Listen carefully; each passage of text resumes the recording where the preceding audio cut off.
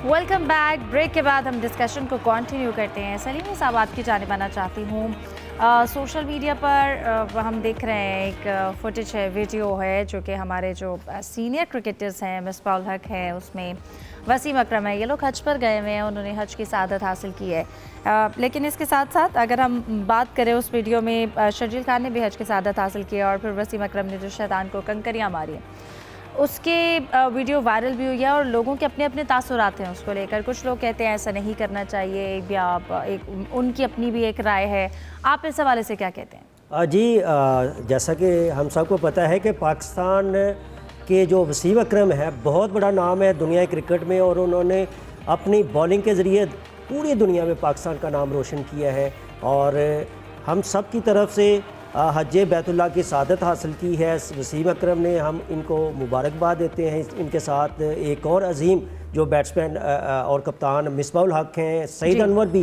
बल्कि एक और जो तस्वीर वायरल हुई है उसमें ये सईद अनवर है अपना, उसके बाद शर्जील खान है, वसीम अकरम है, मिसबाह उल हक है, ज़मीन पे बैठे हैं बड़ी आजिज़ी के साथ। और उसके बाद शैतान को जो कंकरियाँ मारना है, ये भी हज का एक फरीज़ा होता है। तो वहाँ पे चूँकि दूसरे क्रिकेटर हैं, उन्होंने भी अपना कंकरियाँ मारी हैं, लेकिन थोड़ा सा जो डिस्कस हो रहा है वो वसीम अकरम ने जिस अंदाज में मारी हैं, वो इन स्विंग यार्कर। आपको पता है कि इन स्विंग यार्कर वसीम अकरम पूरी दुनिया के जो बैट्समैन हैं उनको हिला के रख देते थे, और इन अपने इस हथियार की वजह से उन्होंने बहुत ज़्यादा विकेटें भी ली हैं। शैतान को भी पता चला होगा कि वो जिस तरह से 92 के वर्ल्ड कप फाइनल में जो एलन लैम्ब और क्रिस लुइस पे गुजरी थी जब उनको बोल्ड किया था, तो शैतान को भी वैसे ही बोल्ड किया होगा। और कुछ लोग कह रहे थे कि पहली बार किसी ने यॉर्कर मारा होगा शैतान को। लेकिन अरशद नदीम ने भी हज किया है और उन्होंने फिर मेरे ख्याल से फिर उनको फिर जेवलिन स्टाइल में उनको 92 मीटर जिस तरह उन्होंने ओलंपिक फाइनल में थ्रो की थी, तो फिर वो भी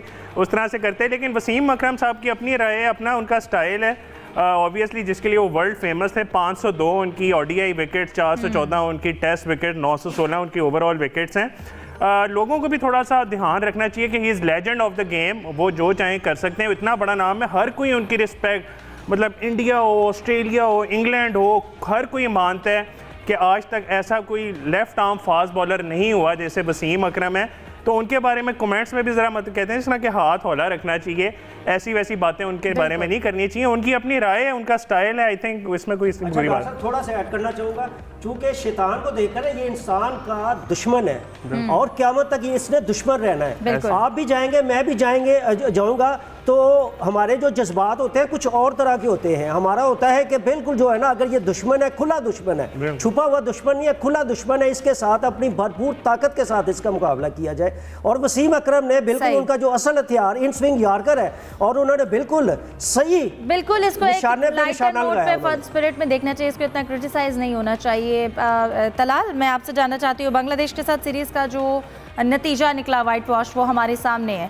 लेकिन इसके साथ साथ अगर हम बात करें, जो पाकिस्तान का अगला इम्तिहान है, वेस्ट इंडीज़ क्रिकेट बोर्ड ने पाकिस्तान के खिलाफ 2 टेस्ट मैचेस की सीरीज़ जो है वो अनाउंस किया। आपको लगता है कि उस हार के बाद, बांग्लादेश के बाद, और उसने किसी हद तक पाकिस्तान की जो टेस्ट क्रिकेट है उसके असल पिक्चर को एक्सपोज कर दिया? वेस्ट इंडीज़ के अगेंस्ट जो सीरीज़ है पाकिस्तान की, वो पाकिस्तान के लिए रिडेम्पशन सीरीज़ बन सकती है? और फिर इसके साथ साथ टेस्ट चैम्पियनशिप के हवाले से हम बात करते हैं, एक तरह से पाकिस्तान उससे हमें अब उसमें क्वालिफाई करता, उससे बाहर होता हुआ नजर आता है। बिल्कुल आपने सही कहा, जो लास्ट टेस्ट चैंपियनशिप थी वेस्ट इंडीज़ से हम अपने होम ग्राउंड पे एक टेस्ट मैच हार गए थे, और फिर वो 8वें 9वें नंबर पे हम और वेस्ट इंडीज़ थे। तो इस बार अगर पाकिस्तान ने फाइनल नहीं तो कम से कम कोई तीसरे चौथे नंबर पे भी आना है। वैसे तो हम चाहेंगे कि हम फाइनल में पहुँचें, क्योंकि आज तक 3 टेस्ट चैंपियनशिप हुई हैं, किसी के हम फाइनल नहीं खेले। साउथ अफ्रीका के खिलाफ जो हमारा होम सीरीज़ थी उसमें भी हम एक टेस्ट मैच हार गए, 1-1 से ड्रॉ हुई। और वेस्ट इंडीज़ की अगर हम ओवरऑल बात करें, अपना हमारा टेस्ट रिकॉर्ड बहुत अच्छा नहीं है। मिसबाह उल हक और यूनुस खान ने 2017 में जो हमें जिताई थी सीरीज़,